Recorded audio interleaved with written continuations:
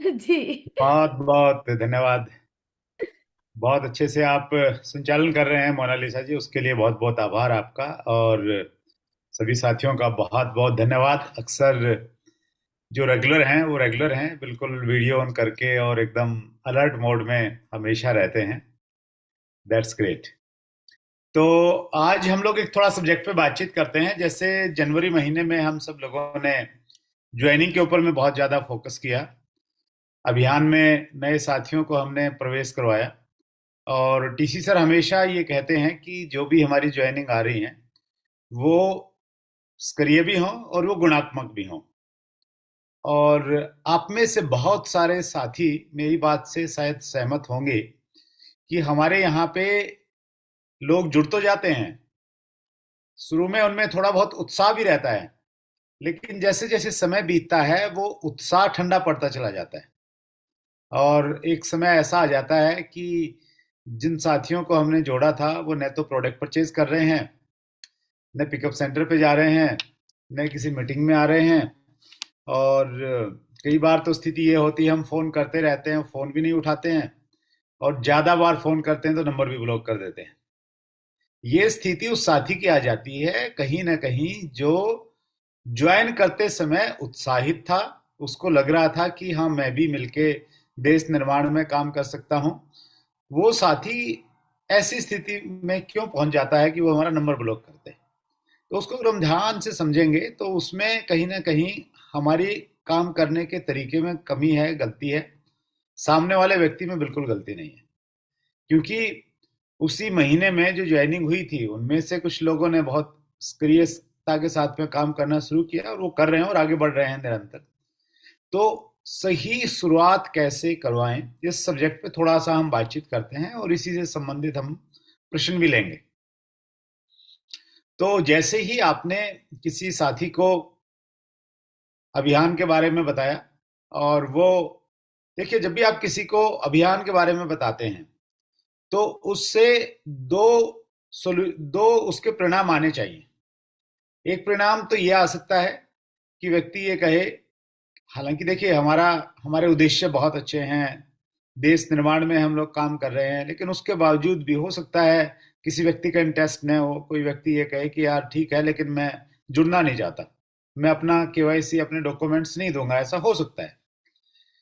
तो अगर ऐसा है तो आप उस व्यक्ति को ज्यादा पीछे मत पड़िए, चिपकिए मत उसके साथ में।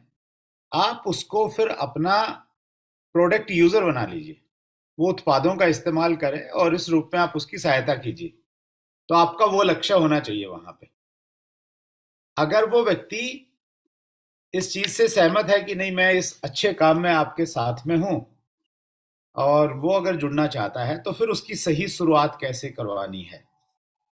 ठीक है, तो अभी तक मैंने दो बातें की। पहली बात ये कि जब भी आप किसी को अभियान के बारे में बता रहे हैं तो उसके दो परिणाम आने चाहिए। पहला परिणाम, वो आपका प्रोडक्ट यूजर बन जाए, और या दूसरा जो अच्छा परिणाम है वो ये है कि वो अभियान में ज्वाइन हो जाए।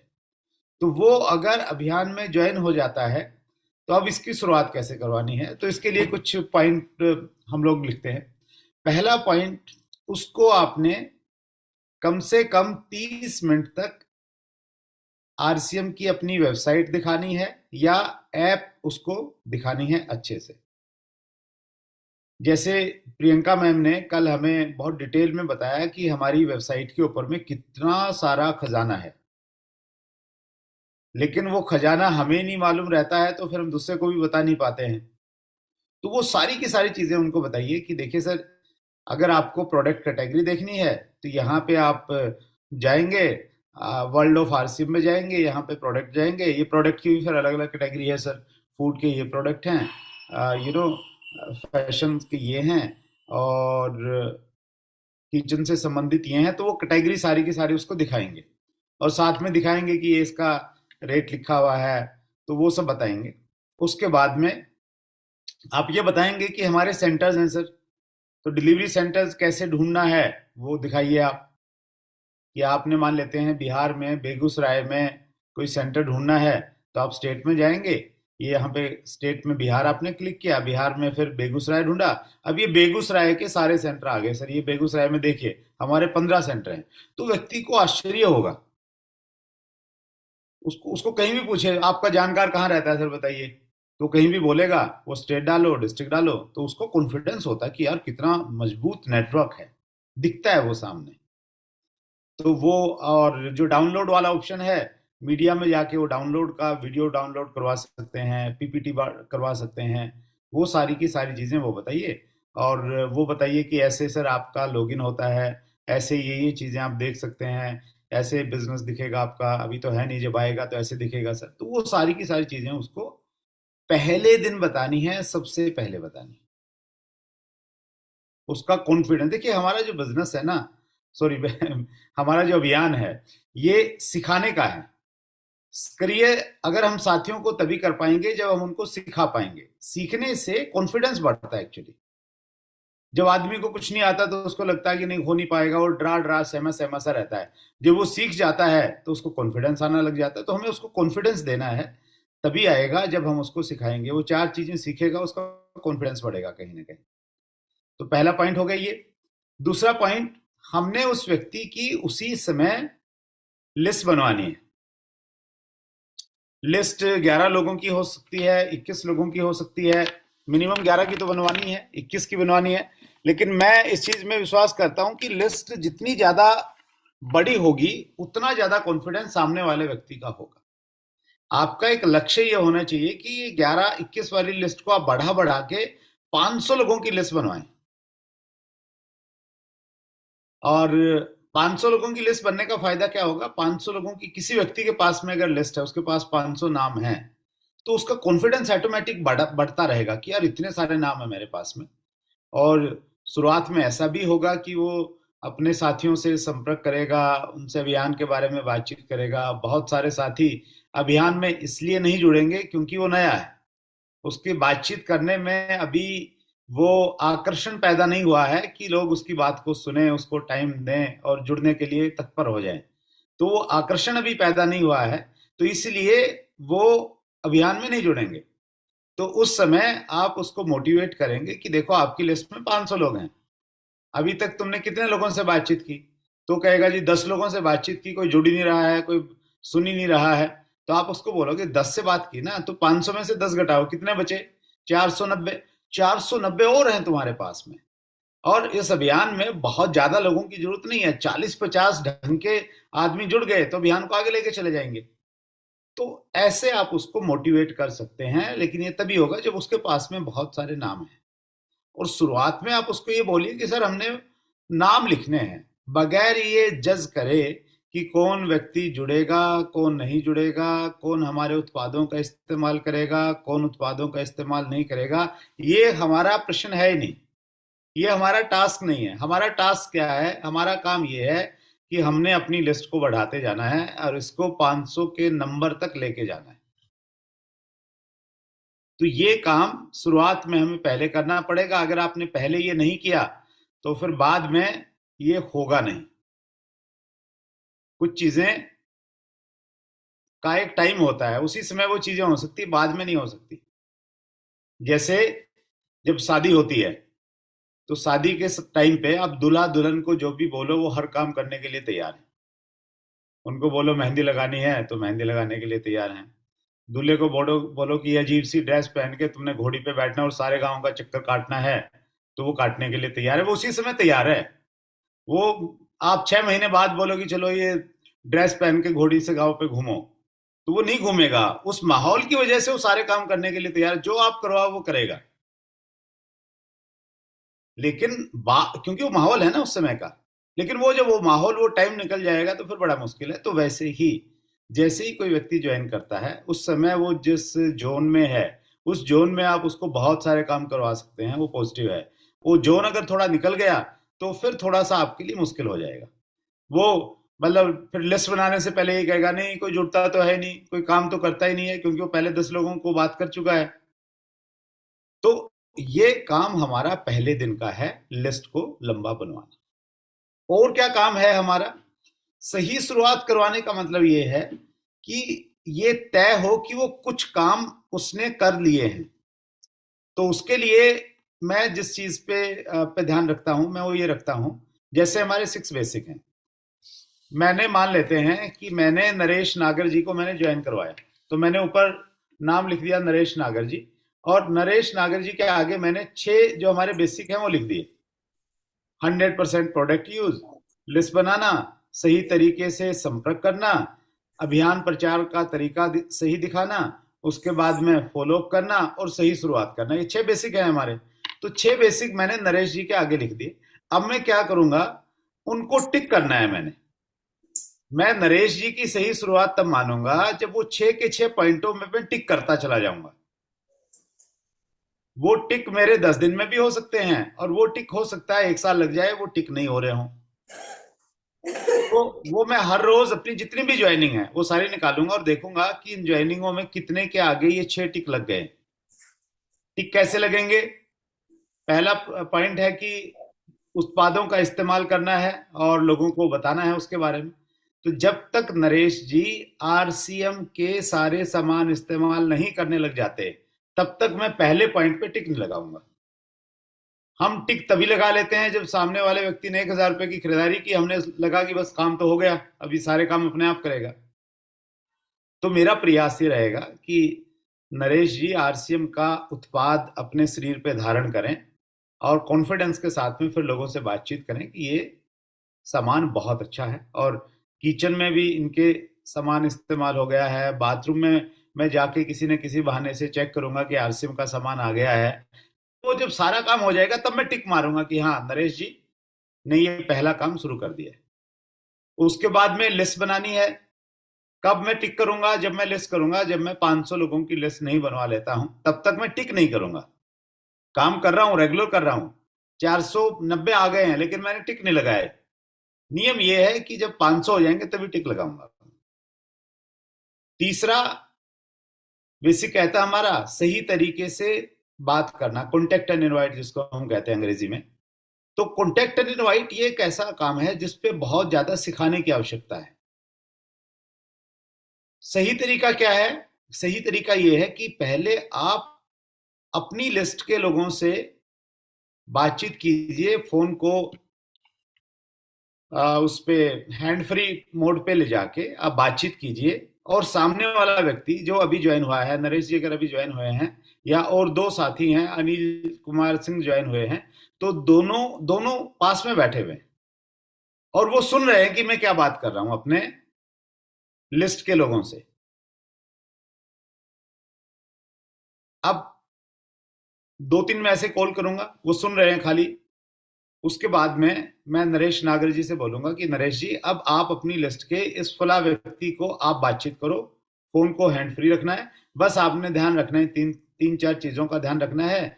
आपने कंपनी के बारे में कोई ज्यादा बात नहीं करनी है, आपने उत्पादों के बारे में ज्यादा बात नहीं करनी, बस आपने एक टाइम लेना है। आपने ये कहना है जी बहुत दिन हो गए मिले हुए, आपसे मिलना चाहता हूँ, तो कब मिलें? कल मिलें, परसों मिलें? तो ऐसे करके 2-3-4 आपने पॉइंट बताए और आपने ऐसे करके बात करनी है।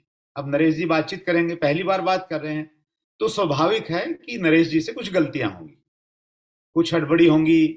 सामने वाला व्यक्ति बड़ा चतुर है तो कहीं ना कहीं कंपनी का नाम निकलवा लेगा, कहीं ना कहीं ये निकलवा लेगा कि ये जोड़ने का काम है, तो कुछ ना कुछ वो निकलवाएगा। तो आपने परेशान नहीं होना है, आपने बीच में कूदना नहीं, आप आराम से सुनते रहिए।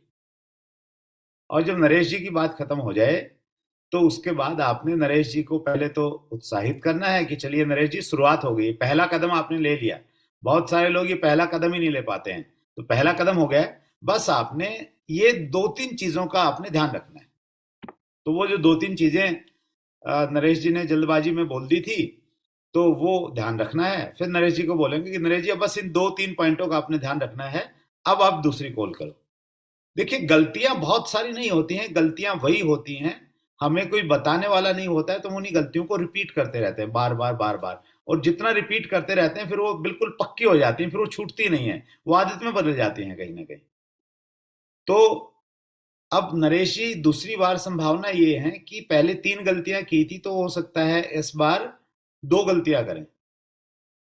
तो ऐसे नरेश जी से मैं बातचीत कराऊंगा, ऐसे मैं अनिल कुमार सिंह जी को बोलूंगा कि आप भी ऐसे ही बातचीत करो। तो ये, इसको हम ग्रुप कॉलिंग भी बोलते हैं। ग्रुप कॉलिंग यानी जो नए साथी आते हैं उनको हम ग्रुप में बुलाते हैं और ग्रुप में बैठ के हम लोग कॉल करते हैं एक दूसरे से, और जो सीनियर साथी है वो उनको गाइड करता रहता है।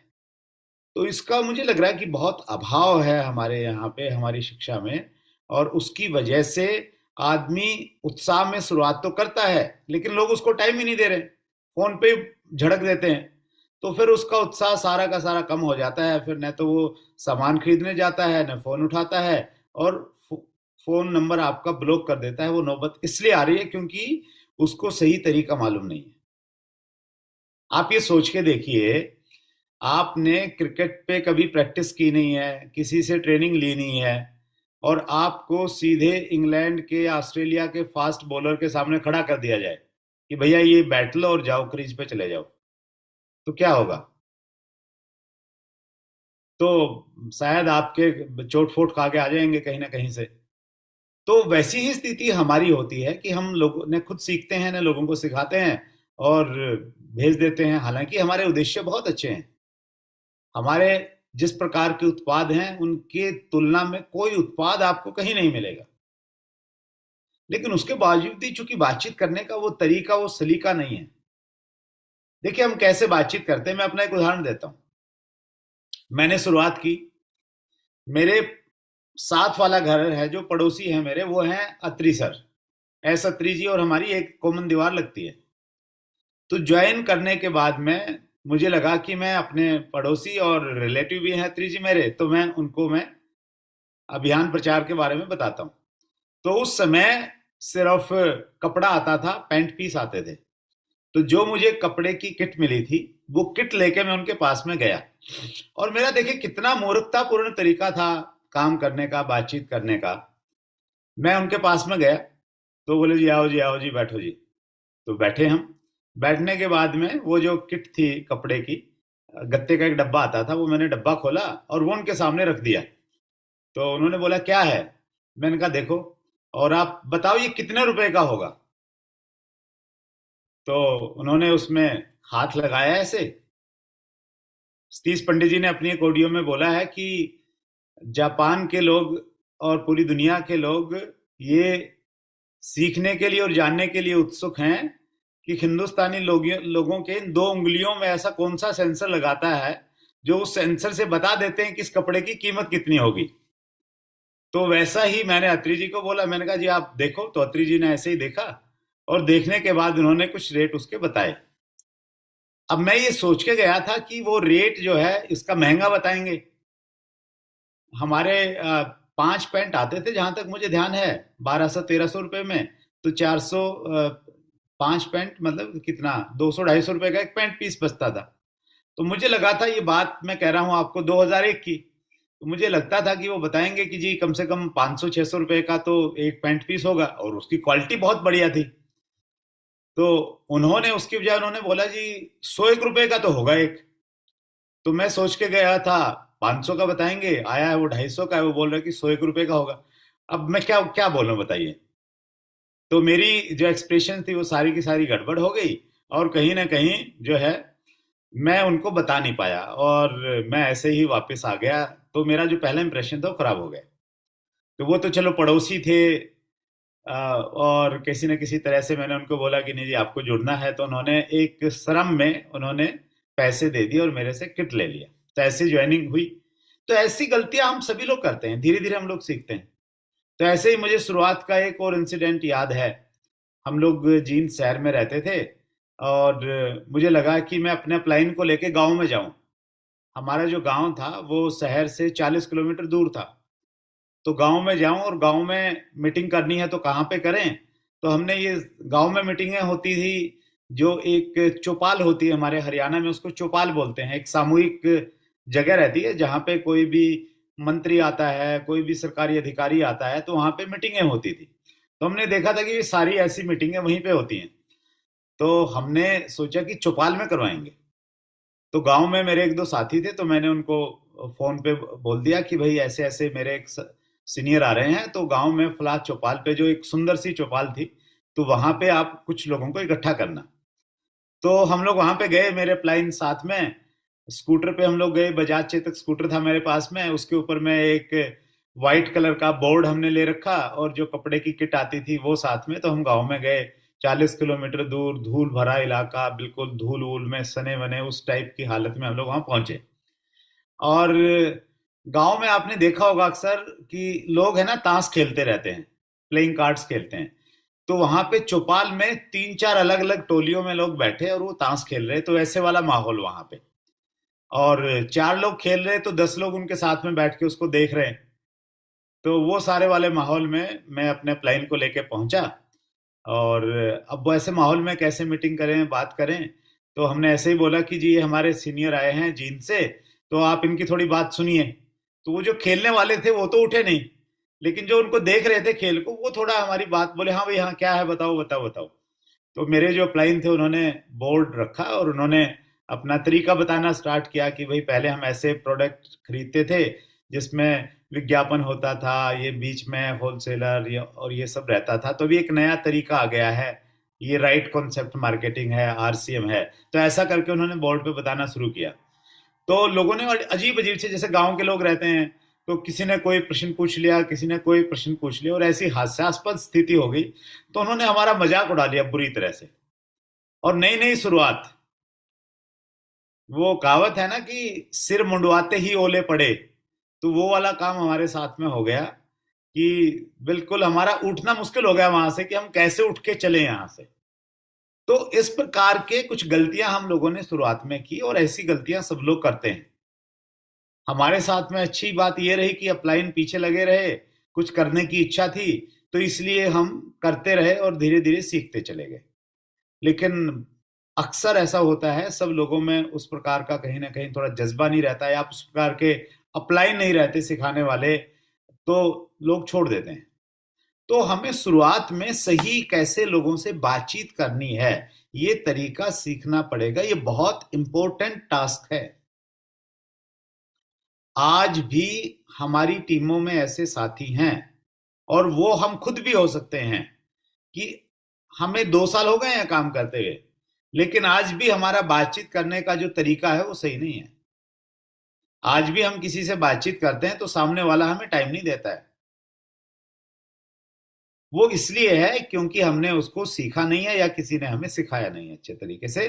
तो ये जो तीसरे वाला पॉइंट है हमारा, इस पे बहुत ज्यादा काम करने की आवश्यकता है। काम कैसे करेंगे? डेमो करेंगे प्रैक्टिकली। मैं अपने नए साथियों को करके दिखाऊंगा कि ऐसे बात करनी है, फिर उनको बोलूंगा, फिर उनको करेक्ट करूंगा। ऐसे एक एक को सिखाना पड़ेगा हमें। टीसी सर बोलते हैं ना कि हमारा जो नया साथी है वो हमारे छोटे बच्चे की तरह है, वो नवजात शिशु की तरह है। और जिस प्रकार से हम नवजात शिशु को सारे काम सिखाते हैं, उंगली पकड़ के चलना सिखाते हैं, जब वो चलना सीखता है उसके आगे ताली बजाते हैं, उसके बिल्कुल पास में खड़े रहते हैं, एक स्टेप और, एक स्टेप और, एक स्टेप और, बिल्कुल नाटक करते हैं जैसे। तो वैसे वाला नाटक तो नहीं कहूंगा मैं, वैसे वाले काम करने पड़ेंगे उसको रिझाने के लिए, अपने नए साथी के लिए भी। उसको देखिए, वो आपसे ज्यादा पढ़ा लिखा है, ज्यादा सा पैसे वाला है, प्रभावशाली है, वो सारी चीजें अपनी जगह है, लेकिन वो आरसीएम अभियान का एक छोटा बच्चा है। उसको आपने उसी प्रकार से आपने उसको ट्रीट करना पड़ेगा। तो ये हमने ध्यान रखना है सर।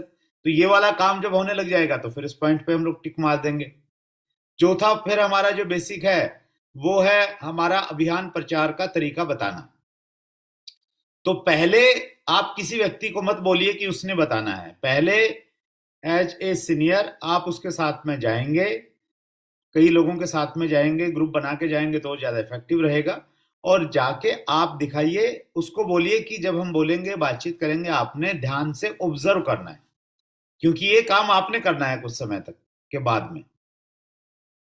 तो वो पहले हम देखेंगे, उसके बाद में जैसे जैसे वो 2 4 5 तरीके देखता है, तो उसके बाद में वो धीरे धीरे सीख जाता है। फिर आप उसको धीरे धीरे थोड़ा थोड़ा पार्ट दीजिए कि चलो शुरुआत आप कीजिए। तो ये कंपनी के बारे में जब प्रोफाइल बताते हैं तो वो उतना ही बताइए बस, आप बाकी मैं देख लूंगा। तो ऐसे कर करके उसको छोटा छोटा पार्ट दीजिए। और फिर छोटा छोटा पार्ट देने के बाद में फिर उसको बोलिए कि इस बार आपने फुल फ्लैज अभियान प्रचार का तरीका बताना है, मैं साथ में हूं, चिंता मत करो, कहीं कोई गलती होगी तो मैं हूं पीछे। तो इस प्रकार से हमें चौथे वाले पॉइंट पे सही करवा के फिर टिक लगवाना है। पांचवा वाला पॉइंट है फॉलोअप।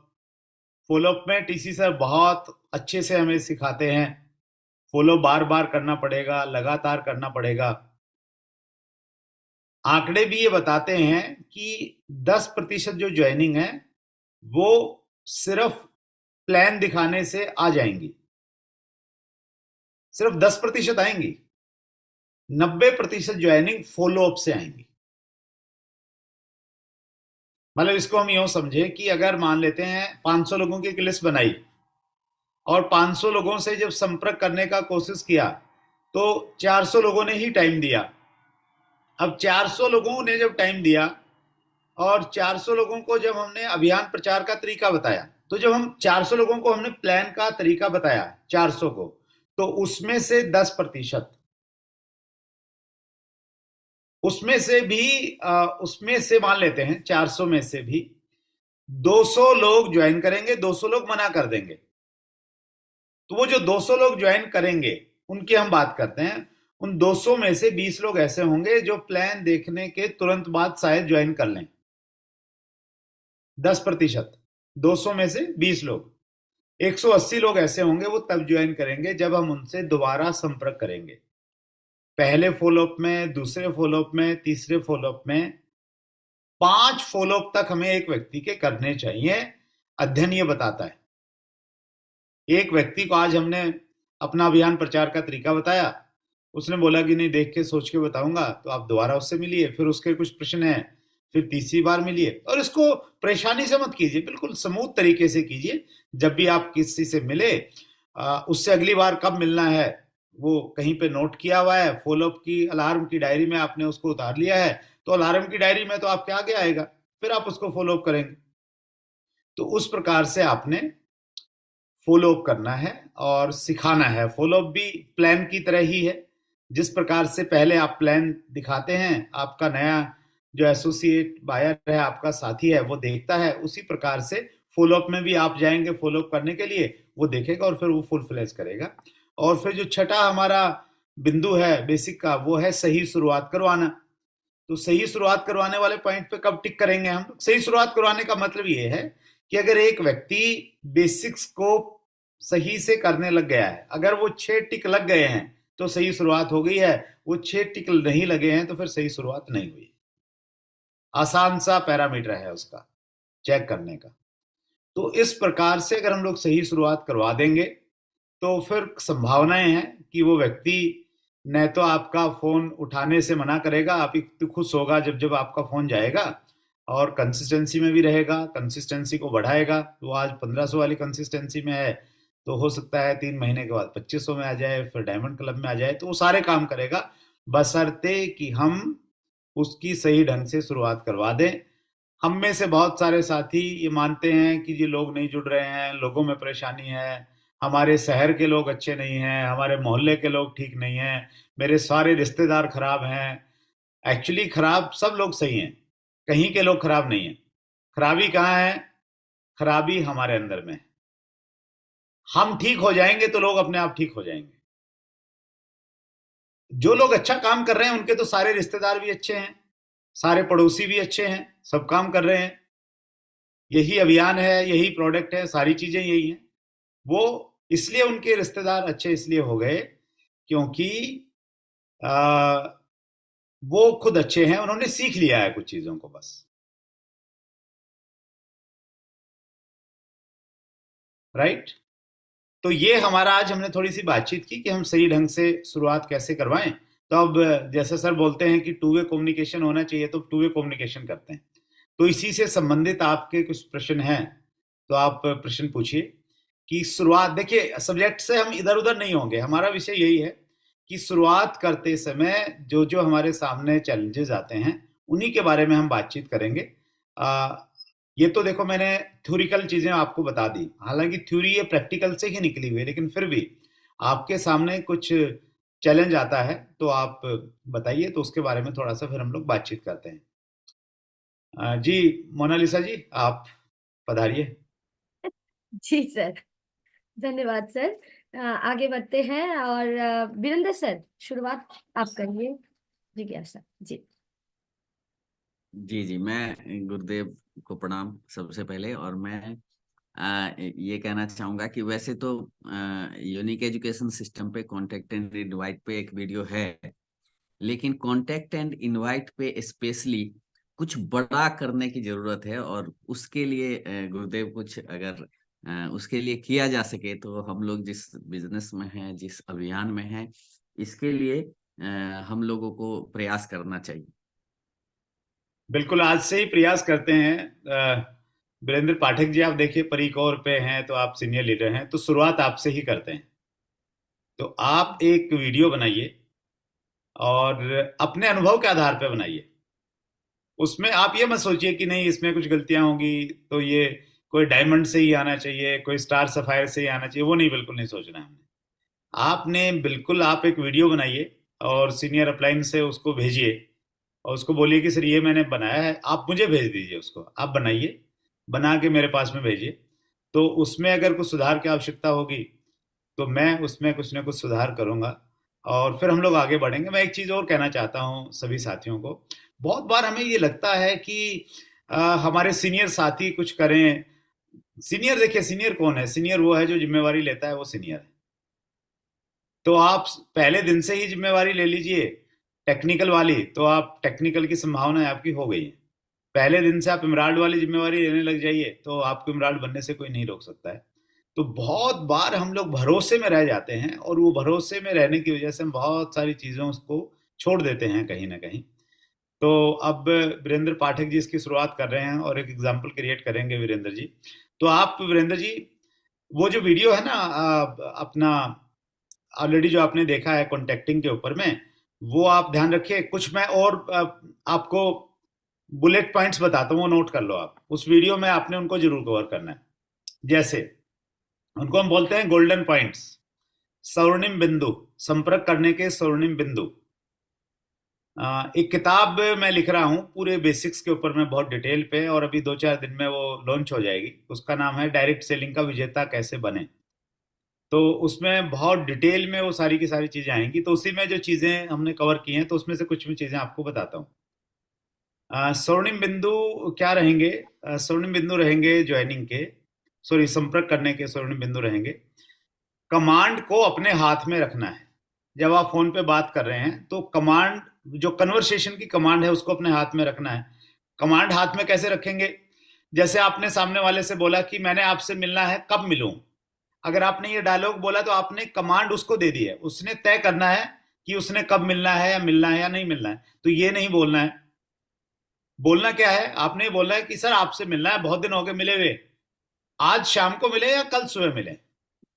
तो ये कमांड आपने अपने हाथ में रखनी है, रखी है। अब सामने वाले ने बस चूज करना है कि वो आज शाम को टाइम देगा या कल टाइम देगा। अगर वो ये कहता है कि नहीं आज शाम भी नहीं, कल भी नहीं, थोड़ा सा बिजी हूं, अगले हफ्ते मिलेंगे, चलो कोई बात नहीं सर, अगले हफ्ते में कब मिले? मंगलवार को मिले या बुधवार को मिले? फिर कमांड अपने हाथ में ले लेनी है। तो बातचीत की जो कमांड है ना, वो कमांड अपने हाथ में रखनी है, सामने वाले को नहीं देनी। एक बिंदु तो ये कवर करना है आपने कहीं ना कहीं अपने। दूसरा बिंदु आप ये लिखिए पाठक जी, आपने अपने व्यक्तिगत अनुभवों को उस बातचीत में जरूर शामिल करना है, क्योंकि आपने बहुत सारे लोगों से संपर्क किया होगा। तो व्यक्तिगत अनुभव, जब हम, जैसे मैंने अपने व्यक्तिगत अनुभव बताए कि अत्री सर को मैंने कैसे अभियान के बारे में बताया था, गांव में क्या हो, तो आपको उससे सीखने को भी मिला और थोड़ा इंटरेस्ट भी क्रिएट होता है। तो जब भी आप अपने व्यक्तिगत अनुभव बताएंगे तो आपकी बातचीत में रस पैदा हो जाएगा और उसका प्रभाव बढ़ जाएगा कहीं ना कहीं। तो व्यक्तिगत अनुभव आपने बताने हैं। अच्छा, और तीसरा स्वर्णिम बिंदु आप लिख लीजिए, हमेशा दो विकल्प दीजिए। बातचीत में दो विकल्प देना है, कल मिलूं या परसों मिलूं। बोलता है परसों मिलूं, तो अच्छा 8 बजे मिले या 9 बजे मिले? तो टाइम तय हो गया। अच्छा कहाँ मिले सर? मैं आपके घर पे आऊं या मेरे घर पे आ जाइए, आपको चाय पिलाता हूं बढ़िया। दो विकल्प देने हैं हर हर टाइम पे, ताकि दो में से सामने वाला एक चुन ले। तो ये आपने ध्यान रखना है। और क्या ध्यान रखना है? अगला चौथा बिंदु आप लिख सकते हैं, उत्पादों के बारे में व कंपनी के बारे में कुछ नहीं बताना है फोन पे। अगर आपने बताया कि हमारे पास में हेल्थ कार्ड ऑयल है, तो बोलेगा कि मतलब आधी अधूरी जानकारी हो जाएगी, तो फिर बात बनेगी नहीं। तो कुछ भी नहीं बताना है, उत्पादों के बारे में नहीं बताना है, कंपनी के बारे में नहीं बताना है, इनकम के बारे में कुछ नहीं बताना है आपने। बस आपने टाइम लेना है। बहुत दिन हो गए मिले हुए, मिलना है, सामने वाला बोले किस लिए मिलना है, सर अभी थोड़ा बिजी हूं, तो वहीं पे बैठ के बात करेंगे। अगला बिंदु लिख लीजिए, 90 सेकंड में अपनी बातचीत खत्म करनी है। बहुत सारे साथी लगे रहते हैं आधा आधा घंटे तक एक ही बंदे पे। बात खत्म होगी उसके बावजूद अच्छा और सुनाओ, अच्छा और क्या हाल चाल है, अच्छा और सुनाओ। वो और सुनाने के चक्कर में पका देते हैं सामने वाले को। अगर आपके पास में 500 लोगों की लिस्ट है, तो आपके पास टाइम भी तो होना चाहिए ना। अपने टाइम को महत्वपूर्ण मानिए। कम टाइम में एक टारगेट रखिए सामने कि 90 सेकंड में मैंने बातचीत खत्म करनी है। थोड़ी बहुत ऊपर नीचे हो जाए कोई बात नहीं, लेकिन एक आइडियल होना चाहिए 90 सेकंड। क्योंकि 90 सेकंड का टारगेट होगा तो फिर ज्यादा लंबी बात फोन पे होगी नहीं। मैं अपनी मीटिंग में पुराने साथियों को बुलाता हूं जो 1-2 साल से काम कर रहे हैं, और उनको बोलता हूं कि मैं आपका प्रोस्पेक्ट हूं, आपने मेरे से बातचीत करके सिर्फ टाइम लेना है, अपॉइंटमेंट लेनी है। तो मैं ऐसे ऐसे प्रश्न सामने वाले से पूछता हूं, वो सारा प्लान फोन पे बताना शुरू कर देता है। तो वो तब होता है जब टाइम ज्यादा लगता है। कम टाइम होगा तो वो संभावना कम रहेगी, तो कम से कम समय लेना है सर। ठीक है, अगला बिंदु लिखिए आप, समय सुनिश्चित होने के बाद में अंत में उसे दोबारा से दोहराइए। जैसे सोम प्रकाश जी से मेरी बातचीत होगी, समय तय हो गया है हमारा कि हम कल मिलेंगे, तो ये शुरुआत में ही हो गया था। तो जब मैं फोन रख रहा हूं तो मैं ये बोलूंगा, ठीक है सोम प्रकाश जी, हमारा तय हुआ, हम लोग कल यानी सोमवार को शाम को 8 बजे आपके घर पे मिल रहे हैं। ठीक है सर, ये मैंने नोट कर लिया, आप भी नोट कर लीजिए। और ध्यान रखिए सर, उस समय अगर कोई इंपॉर्टेंट कॉल वगैरह है तो पहले सारी सारी निपटा लीजिए। एक आधा घंटे का आपका क्वालिटी टाइम चाहिए। तो ये छोटे छोटे कुछ मैंने मेन मेन से बिंदु आपको बता दिए। तो इन चीजों का आपने ध्यान रखना है, और ये ध्यान रख के एक ऑडियो वीडियो या एक डेमो भी आप बना सकते हैं वीरेंद्र जी फोन पे। जी तो बिल्कुल, इस बहुत प्रकार से आप एक तैयार कीजिए, मुझे भेजिए और सब साथियों को लाभान्वित कीजिए। ठीक है, हमारे यहाँ पे एक कहावत है कि जो बोले वही कुंडा खोले। और ये कहावत कैसे बनी कि ठंडी के टाइम पे एक कमरे में 6-7 लोग सो रहे थे, तो रात में 12 बजे किसी ने आके दरवाजा आवाज लगाई, कुंडी उठाई, तो बाकी कोई नहीं बोला, एक व्यक्ति बोला कि कौन है। तो वो जो बोला फिर वही कुंडा खोलेगा, वो बोलेगा कि मैं फला व्यक्ति हूँ, आज जल्दी से दरवाजा खोल। तो उसी को खोलना पड़ता है फिर, दूसरे तो चूंकि बोले नहीं। तो वीरेंद्र जी बोले हैं तो ये कुंडा आपको ही खोलना पड़ेगा वीरेंद्र जी। चलिए, और एक प्रश्न और ले लेते हैं, टाइम बहुत कम बचा है हमारे पास में। जी जी मोनालिसा जी। जी, ठीक है नायक सर। हाँ गुरुदेव, ये टीम में ये धारणा होती है कि जैसे वो नए साथी हो या कोई अपने टीम का साथी हो, उनका धारणा होती है कि मेरे सीनियर ही सब जानते हैं, मेरे से नहीं होगा और मैं इसको कर नहीं पाऊंगा। ये धारणा बनी रहती है। इसको टीम से कैसे दूर दूर किया जाए ताकि वो भी समझ पाए कि हम भी कुछ कर सकते हैं। ये धारणा पूछना चाहते हैं। जी जी, बहुत अच्छा प्रश्न है आपका चेतन नायक जी। देखिए, जिस प्रकार से, बिल्कुल सिंपल वैसे सोचिए कि जैसे जो काम हम बच्चे के साथ करते हैं वो सारे काम हमें अपने न्यू डायरेक्ट सेलर के साथ में, न्यू साथी के साथ में करने पड़ेंगे। बिल्कुल सारे के सारे वही काम। जैसे बच्चे का हम कॉन्फिडेंस कैसे बढ़ाते हैं, बच्चा थोड़ा सा चला, हम उसके लिए ताली बजाते हैं कि यस यस बेटा तुम चलने लग गए हो। तो वो छोटे छोटे स्टेप पे जैसे हम उसको हौसला देते हैं, तो वैसा हौसला हमें अपने नए एसोसिएट बायर को देना पड़ेगा। छोटे छोटे काम उससे करवाइए, और करवाने के बाद फिर उसकी तारीफ कीजिए, उसको हौसला दीजिए कि नहीं नहीं आपने तो बहुत अच्छा किया, आपने तो ये काम तो इतना अच्छा किया, इतना तो मैं भी अच्छा नहीं कर पाता। आपने ये बात तो इतनी अच्छी बोली, जो 2 साल से जुड़ रहे हैं वो नहीं बोल पाते, आप 2 महीने में आपने ऐसा कर दिया। तो ऐसे करके चेतन नायक जी, हमें उनको थोड़ा सा हौसला देना पड़ेगा, कॉन्फिडेंस देना पड़ेगा। उनको लगेगा कि नहीं, मैं, वो डर है कहीं ना कहीं। डर किस चीज का है? पहली चीज तो हम में से बहुत सारे साथी ऐसे होते हैं कि उन्होंने जिंदगी में कोई पब्लिक के काम ऐसे किए नहीं है, पब्लिकों को, लोगों को कन्विंस नहीं किया है। तो वो उनको पहले सिखाना पड़ेगा, फिर वो थोड़ा थोड़ा अच्छा कर रहे हैं, फिर उनको हौसला देना पड़ेगा। और सतीश पंडित जी का ना एक बहुत अच्छा ऑडियो आपको मिलेगा यूट्यूब पे, आप सुनिए जरूर। एडिफिकेशन नाम से उनके 2 वॉल्यूम आए थे, एडिफिकेशन पार्ट 1 पार्ट 2। तो उन्होंने ये बोला है कि हमारा जो काम है ना, हमारा काम वैसा काम है जैसा काम रामायण में जामवंत ने हनुमान के लिए किया था। जामवंत जी ने क्या किया था? हनुमान की शक्तियों का एहसास करवाया था कि तुम्हारे अंदर इतनी शक्तियां हैं। पुराने टाइम में देवताओं ने तुम्हें इस प्रकार के वरदान दिए हैं, तुम समुद्र लांघ सकते हो। तो वो शक्तियों का एहसास करवाया था, और उसके बाद में हनुमान जी ने वो लंका में चले गए थे। तो वही काम हमने हमारे साथियों का करना पड़ेगा। उनके अंदर में हौसला है। विज्ञान ये बताता है कि एक व्यक्ति अपनी अक्षमता का पूरे जीवन में मुश्किल से 5-7% निकालता है। हमारे अंदर की क्षमताएं हमारे अंदर में ही रह जाती हैं, खत्म हो जाती हैं हमारे साथ में। तो वो अक्षमता हर व्यक्ति की है, तो वो हमें थोड़ा निकालना पड़ेगा उन अक्षमताओं को, उनको थोड़ा सा छोटी छोटी चीज पे एडिफाई करना पड़ेगा, उनको करना पड़ेगा। नहीं, बहुत बढ़िया, बहुत अच्छा आप कर रहे हैं।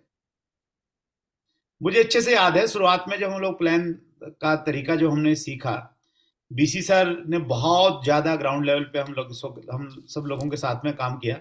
तो प्लान के 4 पार्ट जर्नली होते थे, तो एक एक पार्ट देते थे कि भाई आपने सिर्फ ये कंपनी प्रोफाइल के बारे में ही बताना है, आपने सिर्फ ये जो परंपरागत तरीका है और जो आरसीएम का तरीका है, सामान का वितरण व्यवस्था का, यही बताना है। तो एक एक चीज बताते थे तो कॉन्फिडेंस होता था। तो उस प्रकार से हमने एक एक व्यक्ति पे काम करके थोड़ा सा कॉन्फिडेंस उनका बढ़ाना पड़ेगा। Chetan Nayak, thank you. Thank you so much.